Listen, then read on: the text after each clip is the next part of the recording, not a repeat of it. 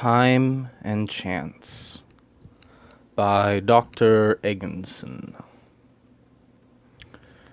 As one lone vanguard falls from the sky, landing upon the balding head of Chance, the heavens above let loose their rivers, raining upon the sloshy ground of an infant spring, and earth barely woken from its long winter slumber.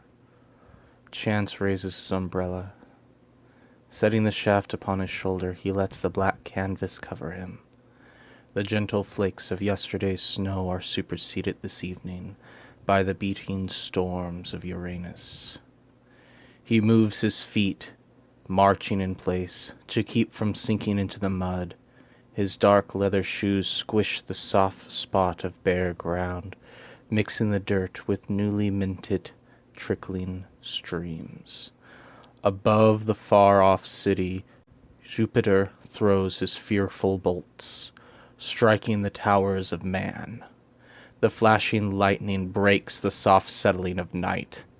After each interruption, the world seems to grow darker to Chance. He stands as the earth revolves. It seems to be as black as it will get now, the deep blackness of night. But the storm continues. He wonders how many hours it has been since daylight. Bringing his hands together, Chance feels around his wristwatch until the little knob presents itself to his searching fingertips.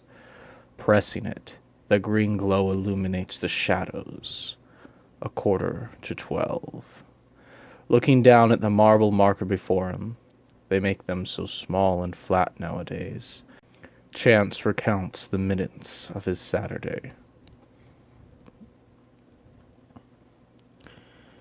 It started with the letter. He opened it up at breakfast, and, setting his cup in its saucer, let the drink waste away into a lukewarm soup. Could 3 words hold such potency? Chance read it again, his food untouched. It is time. Pulling 2 20s from his wallet, he left them on the table. Snatching his umbrella up under his arm, he forgets the hat by the uneaten but paid-for meal. Fleeing the corner cafe, he races the 4 blocks to his apartment, shoving his fellow man aside like a footballer charging through to the goal. Breathless he pants, waiting by the elevator. The security guard, being bothered to look up from his novel, dog-ears a page. The grey-haired man sets the book under the counter and calls down the hall. "Sir?" There is no response. The bell rings and the artfully engraved doors part. Chance stomps forward and, coming to the back wall, turns, resting against the handrail. Reaching out with the tip of the umbrella, he presses the 14th floor button. The guard returns to page 204 as the doors quietly rumble to a close. His breathing settling now, Chance glances at his watch. Who would he call first? My lawyer, he thinks.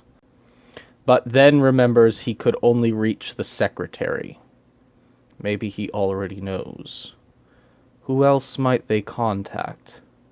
Would Stein even walk out to his mailbox today? Of course, Stein was only brought in later. Who was left that knew the secret? Who else was there so many years ago? The lights in the elevator go out, and the whistling music disappears. The compartment continues to rise. Clutching at his umbrella, hugging it into his chest, Chance blindly looks around the chamber. The speaker, crackling to life, fills his ears with screaming static.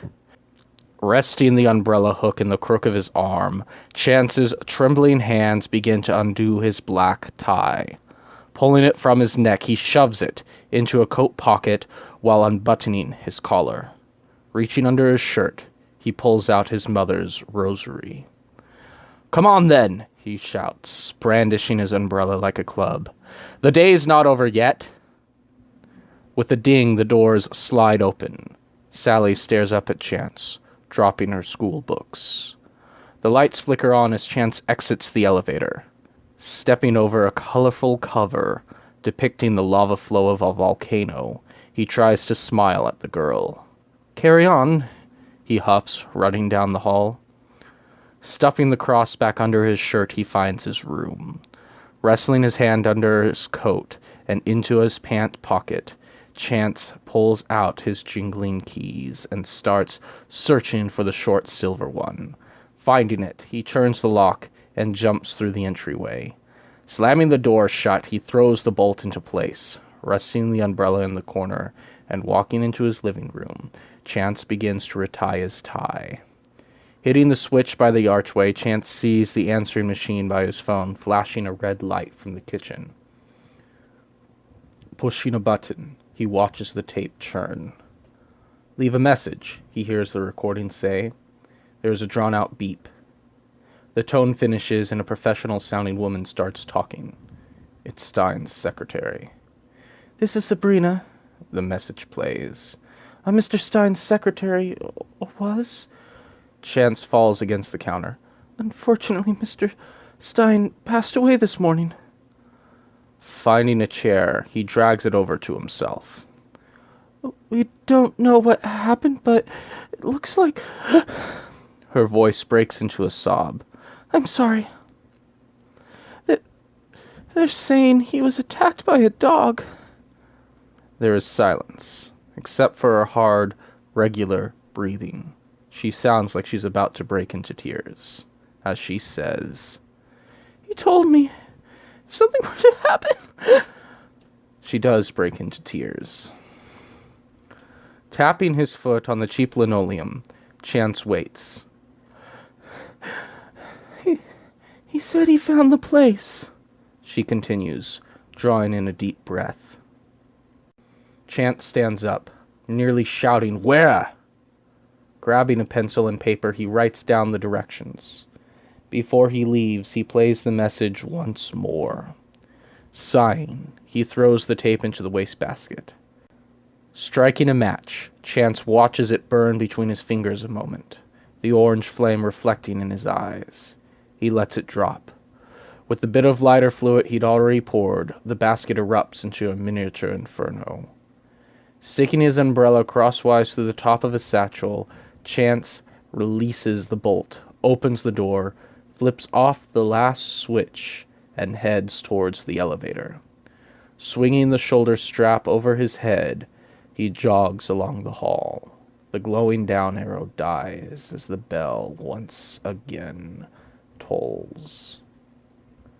Chance glances at his watch as the doors slide open. The soft green light now shows that it is 5 to 12, and the rain quietly finishes its furious assault in an apologetic trickling. Down by the roadside, the street lamps bring some light this far up the hill. It is enough to see the rising mists all around. 2 minutes to 12. He hears the wet-sounding splash of footsteps and the plopping suction of feet rising from the mud. 1 minute to 12. 3 silhouettes step out of the fog. Glancing at his watch once more, he sees that it is Sunday. "Where is it?" an airy voice asks. "Did you kill Stein?" Chance questions. "Stein?" the soft voice of the female queries. "Part of the deal was that you not kill us," Chance reminds them. "Stein not make deal," the first one starts. "He was working for me," Chance shouts. "He was working for you." "I did not kill Stein," the third one, a deep voice declares. "And they would not without my command." "Your Eminence," Chance says, straightening up. "Where is it, Chance?" the voice continues. Pulling out a flashlight, Chance depresses the switch. Pointing to the tombstone with the beam, he steps to the side. The third creature waves his hand. Coming forward, the lean, shadowy figure, the first speaker, kneels in the squishy mud. Wiping the dirt and grime from the epitaph, he runs his fingers over the strange writing, settling on a circle with a line dissecting it, one of the many indiscernible figures engraved there. The stranger excitedly jumps to his feet. "This is the one," he says. Chance hands the flashlight to the creature. Pulling out a cigarette from behind his ear and grabbing it in between his lips, he ignites his lighter. After 3 long drags at the flame, he puts the fire starter away. Reaching out for the torch, he says, "I'm glad this is over." The third one chuckles and raises his hand. At that signal, the small, slender one, the female voice, stepping back, disappears into the fog. "Why did you ask us about Stein?" the third one questions. Blowing out a bit of smoke, Chance replies, "He died this morning." Rolling the cigarette under his thumb, he adds, "Mauled by a dog." "Dog?" the first voice asks. Turning his flashlight on the creature, Chance rejoins, "You wouldn't know anything about that, would you?" The scarred face, snarling at the light, turns its red eyes towards its master. Chance recognizes the face. The bloodless cheeks haven't aged in the 20 years since they last saw each other. Throwing his cigarette into a dirty puddle, Chance lowers the beam onto the grave once more. It had been a long journey. A sharp pain pierces his side. He clutches at his liver and feels the wet, sticky blood pouring over his hands. Collapsing to his knees, Chance looks up at the raven-haired woman licking her bloody dagger. Gasping, Chance tries to run, but the scarred-faced monster grabs his collar and throws him on top of the tombstone. Rolling over, he grins at the third speaker, still standing in the fog. "Where are the others, Chance?" "I suppose they're somewhere not being stabbed," he spits. "Do they think they can hide?" the shadow asks. "Do they think I will forget and just leave them alone?" Rolling onto his elbow, Chance answers, "That didn't seem to be part of the deal." Looking down at his watch, he pushes the little knob. The green light shows it to be 3 minutes into the day. Chance falls back, his wondering gaze searching through the cloudy heaven. The light mist tickles his face. Coughing a little, he closes his eyes. The cool mud soaks into his back as his life pours out his side, its bleeding tails rolling like crimson rivers, filling the etchings of the tombstone. His Eminence snaps his fingers, and the scarred-faced lackey undoes his own jacket, laying it on the ground before the marble slab. Kneeling before this marker, the pale, bald creature begins to read the engraving. The flashlight lies sinking in the mud, its beams shining through the wakening grass, casting thin shadows over the writing. To each side of the bent figure, the raven-haired woman and scarred-faced creature stand, flanking their master. "My love," His Eminence whispers, "you've been sleeping too long. The night is waiting for you." As the last character on that stone fills with Chance's blood, the ground begins shaking. The bald figure rolls onto his feet, and the 3 creatures begin backing away, the earth opening up beneath them. Chance groans, his arm desperately pulling at his collar. The flashlight is eaten up by the expanding hole, its pale light emanating upward, revealing the wisps of hot smoke trailing into the sky. Crawling on his elbows, Chance, sliding over the tombstone, falls headlong into the grave. Laughing to himself, His Eminence calls, "There's a snack for you, my dove." The light, shifting in the hole, swings, its beam first shining up into the sky, and then flying down back into the grave. And with the descent, a horrible screaming shatters the smiling face of the bald creature. Before anyone can move, the flashlight swings again. This time, its silver metal cover just reaching over the lip of the hole, like a dime glinting on the floor. Crashing down, another scream breaks the night.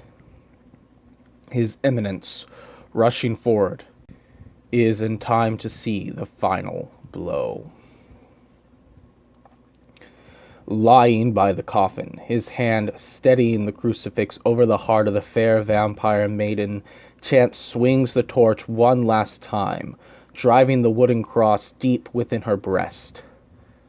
Her face, animate a moment, contorts, her writhing body stilling, her limbs barely twitching, die. Beside the dame, her tongue hanging out of her gaping mouth, Chance crumbles. The prayer beads, still strung across his neck, twists his head upward, his open mouth grinning sardonically at his murderers. The faces stare up from the grave at His Eminence. There are no words to say. The two lackeys look to each other and their master. Then the female, screaming, flies backward into the night. A baying howl triumphs in the unseen darkness, her pleading wails dying instantly. The scarred-faced creature, trembling, touches the marks on his cheek. Twisting his head from side to side, he searches the blackness and fog surrounding them, spying a pair of red eyes, glowing like embers of a fire. The scarred-faced creature shouts, "Hellhound!"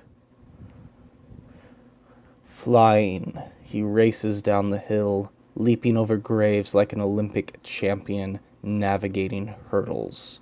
Bounding after him, a great shadow, something akin to thick smoke surrounding a furious blazing fire, compressed into the shape of a dog, runs. Glancing over his shoulder, he shouts at the flaming tongues leaping from its snarling snout. With one swipe of its paw, he is thrown into the sky. Twisting in the air, he descends. Peering down, he spies the end of his course, the gaping maw of the hellhound, open to the fires of torment. The screams die, falling into that pit. From the grave, His Eminence, hearing the howling, knows his servant is taken. Challenging that deathly grimace, the vampire lord grabs Chance by the throat. "Do you think you can escape me this way?" The limp head falls forward and then back, as if nodding. Tearing the flesh from his own wrist, the vampire's black blood starts pouring out like lumpy, rotten milk. Holding the wound over Chance, he showers the bile over the dead man's mouth. Above, the hellhound snarls, snapping its jaws like an alligator into the hole. It plucks the devilish bald creature from the grave and throws him onto the cold mud. Landing on his back, His Eminence laughs, gazing after his cruel deed. Then, turning his head toward the brute above him, screams in terror. In one gulp he is silenced, and the shadowy form dissipates like soot, carried away in the breeze. Up the hillside, hiding in the woods, Laura Lee paces behind Chad. Standing like a statue, he holds his binoculars, peering dumbfounded at the scene. However, Laura Lee is far from a loss of words. Chad realizes she's been talking since he stopped her from running down the moment Chance lit his cigarette. Taking a second, he catches her mid-sentence. "He's your best friend. I can't believe you right now." Turning towards her, he sees Laura Lee's soft poncho fluttering in her wake. Letting the binoculars dangle in front of his chest, he starts marching towards the graveyard. For a moment, her constant complaints fade away in the distance, but soon they follow after. Thinking back, he keeps in mind what Chance had told him. "Don't get yourself killed. Remember Fred. These monsters are ruthless. We're not out of the woods yet." Exiting the canopy of fir trees, the pair approach the wrought iron fence. Following along its perimeter, they come to the gate. The chains lie cut on the mound of grass. With a shove, the squealing hinges churn, letting the two in. Laura Lee is quiet now, and carefully picks her steps through the mud.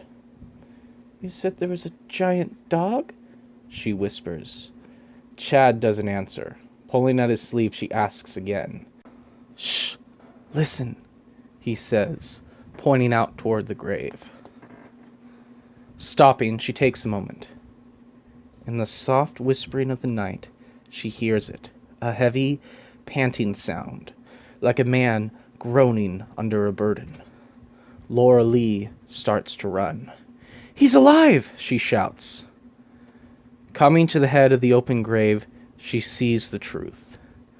Sitting with his back against a wall of earth, a bloody crucifix dangling from his neck, Chance holds his hands up, shielding his eyes from the flashlight's brilliance.